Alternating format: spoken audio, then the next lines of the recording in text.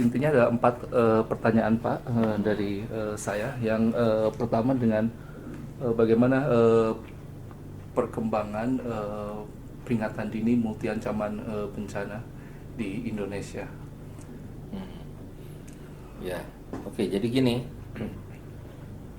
belajar dari pengalaman beberapa kejadian bencana, kita itu melihat bencana itu saling bekerja sama. Ya, benar. Nah, sebelumnya banyak sekali peringatan dini yang saling terpisah. Misalkan saja BMKG mengamati tsunami, tapi tsunami yang disebabkan oleh gempa bumi tektonik. Padahal tsunami itu bisa disebabkan oleh selain gempa bumi tektonik. Misalnya saja jatuhnya meteor ke laut, terus kemudian flank collapse seperti yang terjadi di Selat Sunda kemarin, di mana sebagian dinding anak Krakatau runtuh ke laut. Dan yang mengamati aktivitas gunung itu bukan BMKG tapi Pusat Vulkanologi, PVMBG. PVMBG. Nah, jadi ketika tsunami terjadi itu BMKG tidak mendeteksi karena dia hanya mengamati terjadinya tsunami akibat gempa bumi tektonik. Nah, padahal ini harusnya kan PVMBG bisa bekerja sama dengan BMKG memitigasi kemungkinan terjadinya tsunami akibat runtuhnya dinding anak Krakatau. Nah, oleh karenanya waktu itu Bu Puan Maharani Menkunya memerintahkan pada saya sesuai dengan arahan Bapak Presiden bahwa sistem peringatan dini kita harus diperbaiki. Saya tahu sampai waktu itu saya langsung malam-malam ke sana kok, ke Pandeglang, ngelihat bagaimana korban tuh banyak. Terus kemudian saya ngelihat dan bertemu dengan masyarakat. Saya tanya, apakah sebelum kejadian Anda mendengar suara gemuruh dari tsunami atau tidak, dan seterusnya. Ternyata tidak. Jadi itu seperti tsunami senyap gitu, ya, silent tsunami. Nah, terus kemudian karena tidak ada suara gemuruh, tidak ada tanda-tanda alam sebelumnya, akhirnya korbannya menjadi cukup banyak. Yang kejadiannya tidak bisa ada peringatan dini sebelumnya. Nah, oleh karenanya Bu Puan juga waktu itu selaku Menko memerintahkan saya untuk segera memperbaiki sistem peringatan dini kita. Nah, karena masing-masing lembaga itu dia kayak badan informasi geospasial BIG gitu, dia mengamati tinggi permukaan air, Tide codes-nya. ya, tide codes-nya ya. Jadi si BMKG menerima informasi juga dari badan informasi geospasial untuk mendeteksi kemungkinan tsunami. Waktu kejadian Palu kan juga ada seperti itu. Halo, ya. Halo. Waalaikumsalam. Gimana? Mm-mm. Mm-mm. Mm-mm. Mm-mm.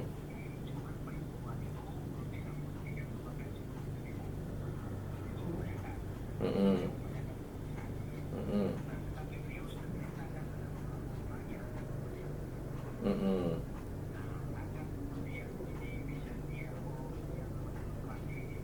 Mm-mm. Oh iya, boleh. Langsung ke gubernur ya. Oke, kalau gitu. Ya. Aha. Ya, oke. Kalau gitu saya suruh persiapkan nih sekarang. Oke. Ha. Janganlah surat resmi aja, surat resmi. Nanti saya foto, saya WA, kirim ke Pak Rektor ya. Oke, sip kalau gitu. Oke, sip. Thank you banget ya. Sampai ketemu ya. Yuk. Waalaikumsalam.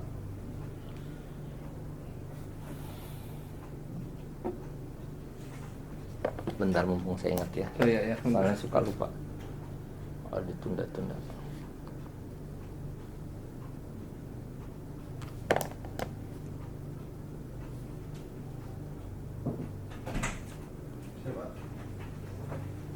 matiin dulu habis itu Oh, ya. di pause.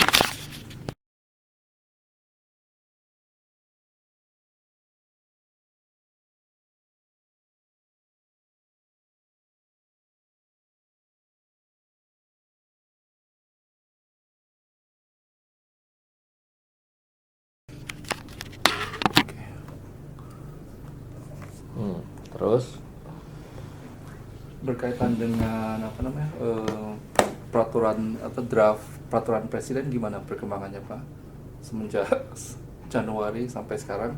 Apakah ada rapat-rapat lagi Kan lintas apa namanya? akan ada undang-undang kebencanaan yang baru Oke.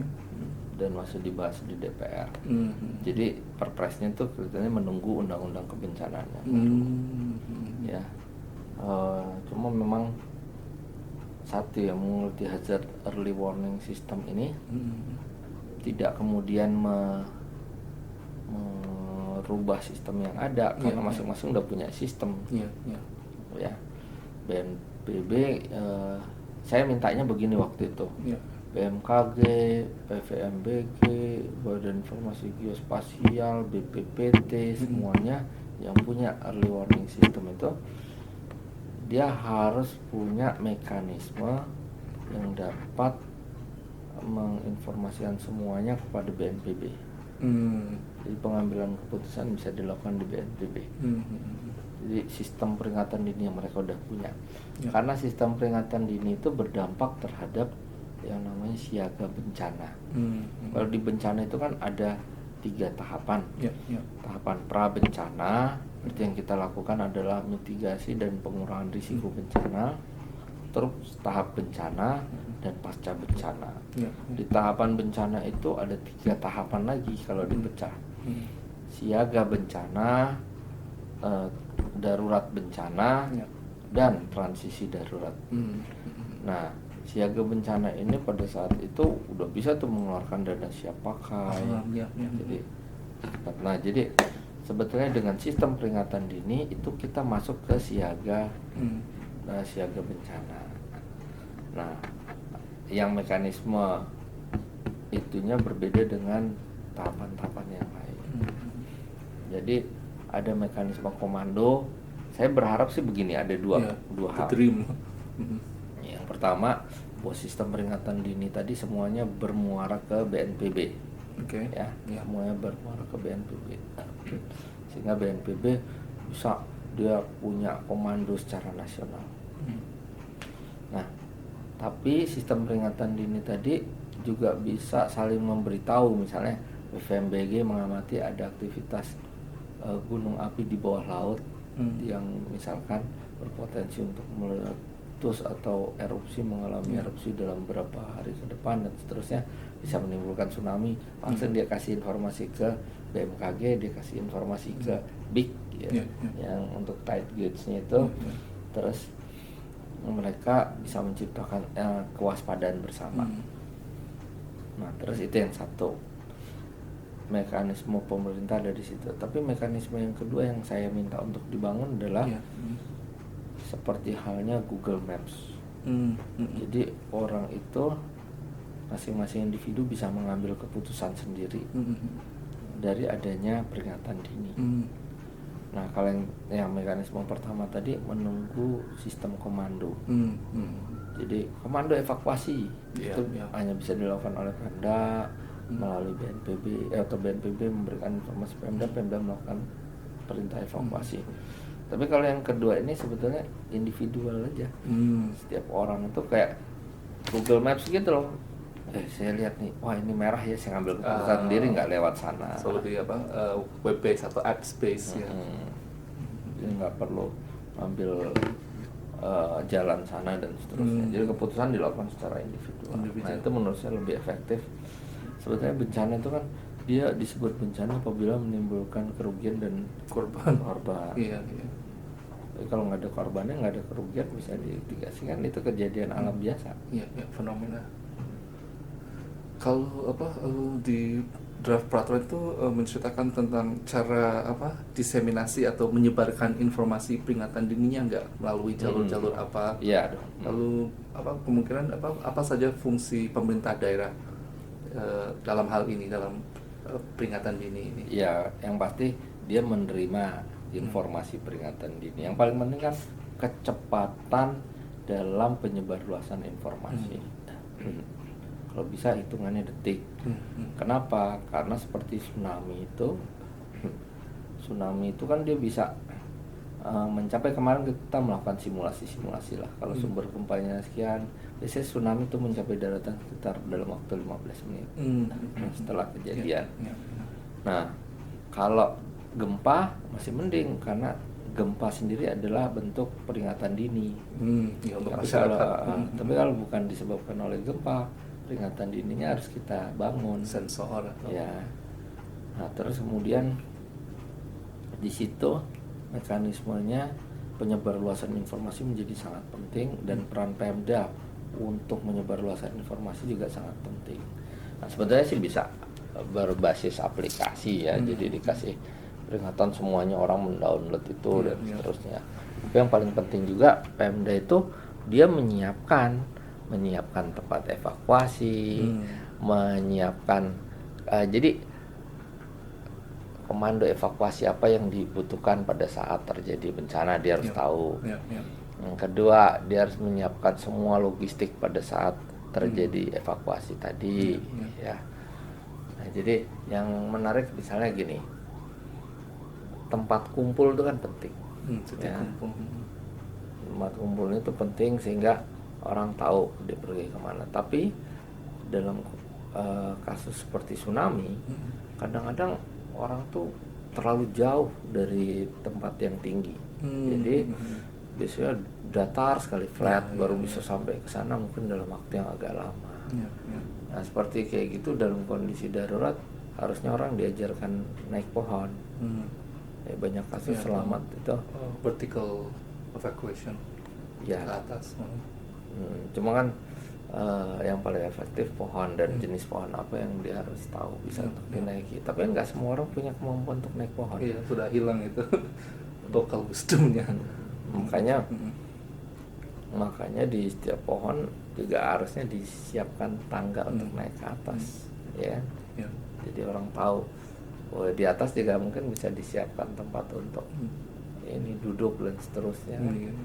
Jadi itu semua kan tugasnya Pemda. Ya, peran dan fungsinya. Lalu kalau berdasarkan kemampuan mereka itu sudah menurut pengamatan kalau ke daerah-daerah, kesiapan ini di pemerintah daerah masih kurang lah. Masih kurang. Makanya kejadian bencana banyak sekali akhirnya pemerintah pusat yang turun karena kapasitas di daerah. Nah, ada penekanan nggak nanti di peraturannya untuk yang ujung tombaknya itu? Ada di situ siapa berbuat apa kan jelas. Iya. Tapi menurut saya juga kapasitasnya Pemda ini terlalu rendah, dan mereka selalu bilang, kami ini victim, kami itu korban dari bencana, sehingga kami nggak bisa.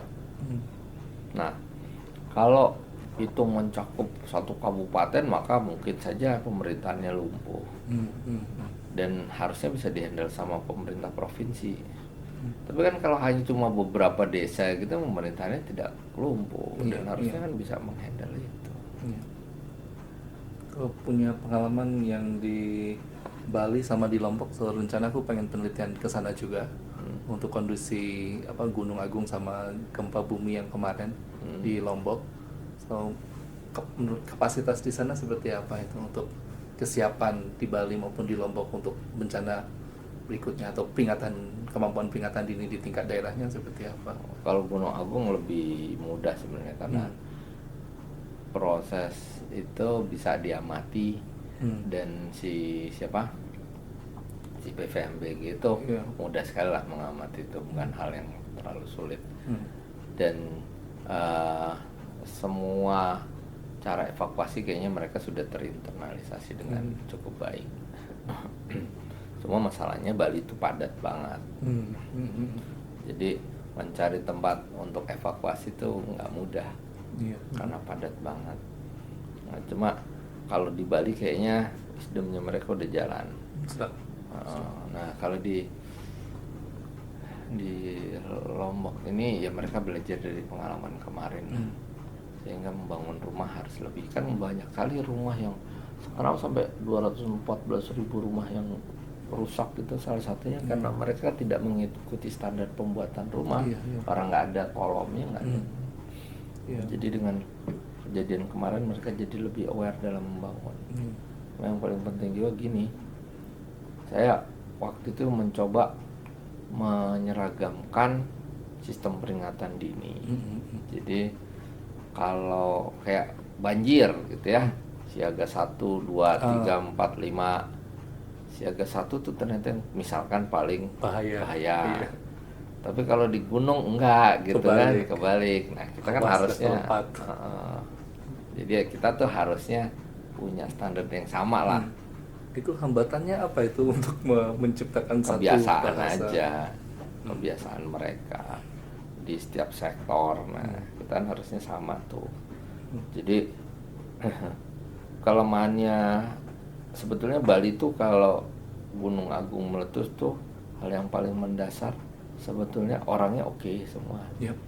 Udah terbiasa dengan letusan besar tahun 63 kalau nggak salah.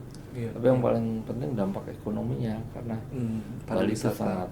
sangat mengandalkan pariwisata. Jadi begitu ada red alert dari penerbangan gitu kan, notam notification tuh airman itu, wah mereka takut tuh karena dampaknya ke pariwisata mereka besar banget. Kalau pihak pariwisata punya peringatan dininya enggak atau menerima informasi peringatan Oh dininya? punya, mereka sih punya semua. Cuma bandara juga punya. Cuma gunung api itu kan rentan terhadap penerbangan. Kalau Iya, flight cancel. penerbangan itu kan dampaknya terhadap pariwisatanya mereka dan itu gede nilainya. Iya. Jadi dulu waktu Gunung Agung itu dampak terhadap pariwisatanya yang gede, itu yang mesti dimitigasi itu dengan baik. Kalau ada antisipasi nggak untuk kalau terjadi lagi suatu bencana yang berdampak pada pariwisata yang cukup besar? Enggak sih, antisipasinya ya agak susah juga karena bencana alam gitu. Ya, itu rencana aku juga waktu aku kasih presentasi, mereka juga tentang peringatan dini ini. So para penguji bilang kalau di Bali sama Lombok harus tahu itu dampak kerusakan terhadap pariwisatanya gimana, lalu apa antisipasinya juga. Kita harus kita pikirkan kembali. Karena gunungnya. Yang gunung, multi ancaman bencana. Kalau simulasi sudah pada dilakukan nggak di tingkat pusat sama di tingkat lokal untuk reaksi terhadap peringatan dini? Sudah. Cuma kan nggak mungkin dilakukan terhadap semua masyarakat. Yang paling penting kan masyarakat aware bener dengan kalau terjadi sesuatu apa yang harus mereka lakukan.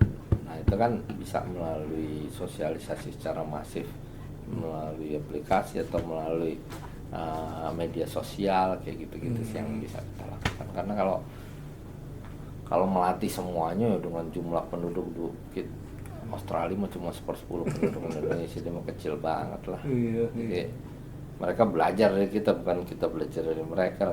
Soal Ring of Fire itu. Australia apalagi Northern Territory kan, saya kalau terbang tuh dari Sydney dari Melbourne itu kan kosong semuanya. Iya kan? Sepi, lebih ramai Kupang Pak. Aku 2 tahun di Kupang, lebih ramai Kupang itu, dan perkembangan di Kupang luar biasa. Iya, Bangunan di perbatasan. Sejak tim-tim merdeka. Ya. Terus apa lagi? Kalau tentang pemahaman masyarakat tentang wilayah mereka itu wilayah bencana sudah cukup paham atau masih agak kurang itu? Sebenarnya bencana itu kan terjadi berulang kali. Kejadian alam itu kan bukan fenomena yang baru, ya kecuali akibat pemanasan global. Tapi kalau yang lain-lain kan sifatnya rutin ya. Nah masyarakat itu sebetulnya punya wisdom seperti di Palu itu mereka tahu kok tentang likuifaksi itu sebenarnya. Ada cerita-cerita rakyat ya. Nanti dicek aja mas. Terus waktu kejadian tsunami di Mentawai korbannya nggak banyak karena mereka punya cerita rakyat. Begitu terjadi goncangan gempa, mereka harus segera lari ke tempat yang tinggi, dan begitu ngeliat laut itu menyusut, ketarik, nah mereka udah tahu reaksinya. Sebetulnya masyarakat itu sudah terbiasa. Cuma karena bencana itu terjadinya mungkin tidak dalam satu generasi itu terjadi terus menerus, biasanya begitu tidak ada lagi, cerita dari mulut ke mulut itu hilang. So word of mouth jadi penting ya, antar generasi ke generasi. Jadi cerita-cerita itu perlu cerita rakyat itu mungkin perlu terus disosialisasikan, didiseminasikan, sehingga orang tetap tahu dan aware. Begitu kejadian bencana lagi, mereka tahulah harus bersikap bagaimana, karena ada tuh di dalam cerita-cerita rakyat mereka, kalau terjadi begini mereka harus begini kalau terjadi. Nah sekarang udah mulai sedikit luntur, tapi begitu digali kembali ke orang tua mereka tahu semua. Tapi kalau di Mentawai bagus banget. Terus si Melu itu waktu kejadian Di Aceh. oh dia korbannya paling sedikit, 7 orang kayaknya. Ya karena cerita rakyat itu. So itu perlu lebih digalakan lagi ya untuk selain peringatan dini, tapi ya Kan bahasa local rakyat wisdom itu sama- lebih mudah dicerna oleh rakyat juga. Ya. Ya. Lalu selama 20 tahun belakangan ini apa perkembangan yang positif tentang peringatan dini di Indonesia, apa saja yang merupakan achievement khususnya berkaitan dengan peringatan dini multi ancaman bencana, Yang pasti kan core strengths-nya istilahnya. sebetulnya sekarang kesini kan semakin mudah karena media sosial berkembang dengan baik, terus akses orang terhadap smartphone juga semakin banyak, sehingga orang bisa mengakses dengan mudah. Menginformasikan ada gempa saja kan sekarang mudah sekali. Kejadian gempa di mana dalam waktu hitungan detik semua orang udah tahu. BMKG-nya. Nah, jadi lebih baik dari waktu ke waktu. Seperti halnya waktu Jepang kemarin ada siklon atau ada topan itu kan, orang semua terinformasikan dengan baik. Jadi sekarang lebih mudah lah mengakses informasi itu, dan masing-masing lembaga sekarang mulai mengembangkan platform peringatan dini yang lebih bagus, lebih mudah, user friendly itu penting. Ya bukan cuma ada aplikasinya, tapi orang bisa menggunakan aplikasi dengan baik kan. Jauh lebih baik sekarang. Lalu yang tantangan yang masih dihadapi soal apa saja Pak, yang terakhir lah, yang masih kita harus improve ke depan? Yang pertama, sistem peringatan dini itu butuh alat deteksi. Nah alat deteksi itu kalau kita jangan terlalu ngandelin impor lah, ya itu harganya triliunan. Udah gitu misalkan gini, sistem deteksi untuk gempa bumi, kita harus beli teknologi dari luar, maintenance pun dari luar juga, karena dia simpen untuk pengetahuan untuk kita, dan seterusnya. Ke depan kita nggak bisa kayak gini. Kalau cuma sekedar beli, lawang kita ring of fire, masa kita beli alat peringatan dini dari Jerman yang nggak punya sejarah gempa, ya. Jadi kita harus mengembangkan sendiri. Dan menurut saya kampus itu sekarang udah mulai banyak mengembangkan. Harusnya kampus tempat riset itu bukan cuma riset yang sifatnya theoretical, tapi benar-benar aplikatif. Jadi saya ke depan mendorong betul pengembangan sistem peringatan dini oleh anak-anak negeri, sehingga kita bisa menghemat biaya luar biasa. Itu tantangan pertama ya. Lebih ke keberlanjutannya ya, lebih ke itu ya. Ya selain sustainability juga kan kita menghemat devisa kita lah, tidak tergantung pada luar negeri lah. Udah pasti negara kita negara ring of fire ya kan, masa kayak gitu aja harus beli semua. Misalnya kayak landslide tuh anak UGM waktu itu, saya kan juri dosen berprestasi nasional, juri dosen teladan nasional. Jadi waktu itu salah satu peserta yang saya tes itu dia dari UGM, dia nemukan sistem deteksi tanah longsor dengan harga yang sangat murah, sekitar 50 juta biayanya per satu alat. Padahal kalau kita beli dari luar negeri itu 1 miliar per alat. Yang landslide early warning systemnya UGM-nya. Coba nanti ditanya juga sama mereka. Ya, lalu punya satu teman yang dari lulusan Jepang juga di UGM ngurusin tanah longsor, Mas Hendy Setiawan. Iya dia kali, saya lupa namanya. Kayaknya Penelitian. dia dari Jepang deh. Iya, Hendy Setiawan. Sudah lulus S3 dia. waktu dia tuh kunjungan ke lokasi bencana di Manado, aku anterin dia ke lokasi-lokasi gunung api sama apa sejarah tsunami di sana. Nah terus kemudian jadi kan itu mahal ya. Tantangan kedua di dalam early warning system itu adalah ini gimana sistem pemeliharaan dan penjagaan alat. Alat-alat itu kan mahal, bukan cuma mahal tapi dia itu punya peran penting terhadap kehidupan manusia. Nah banyak tuh buoynya tsunami itu dicuri atau diambil oleh nelayan. Terus sensornya landslide itu banyak juga yang hilang, diambil. Kadang-kadang masyarakat kita belum tahu pentingnya alat itu dipakai dibuat souvenir atau apa. Jadi kan mahal juga loh kalau alat itu harus dijaga dengan secara terus-menerus, apalagi itu di banyak titik kan. Nah itu gimana tuh supaya kita bisa menjaga alat itu dengan baik? Apakah dia menjadi itu strategis yang bisa dijaga oleh TNI atau gimana? Tapi jangan sampai juga biaya menjaganya lebih mahal daripada biaya alatnya itu sendiri. Iya benar. Itu perlu itu menurut saya tantangan yang kedua. Yang ketiga ya tentu sinergi antar kementerian lembaga harus lebih baik. Jadi tidak sifatnya enggak kita kan tidak jangan sampai imparsial. Iya. Kan harus imparsial ya, nggak boleh parsial gitu. Kan banyak tuh misalnya kayak kejadian bencana kan bukan cuma bencana karena natural disaster gitu, tapi juga human disaster, man-made disaster dan seterusnya. Kayak pada saat pesawat jatuh itu kan bencana juga. Kita gimana? Tapi sudah disiapin peringatan dininya atau masih dalam pengawasan aja, mau memonitor flight record atau gimana? Nah itu saya belum tahu detailnya, tapi kita harus siap tuh misalnya dijatuhkan kayak kemarin hilang di Laut Jawa, nyarinya susah banget. Padahal Laut Jawa itu kan nggak dalam, dangkal. Perairan Laut Jawa itu kan ada yang cuma 10 meter, ada yang paling dalam itu 300 meter, 200 meter ya. Nah tapi kan berarti kita harus punya alat-alat deteksi yang memadai untuk itu. Kira-kira itulah tantangannya. Masing-masing bisa saling berkontribusi, bersinergi, sehingga kita punya satu early warning system yang berlaku untuk semuanya. Oke, terima kasih Pak. Ya, oke.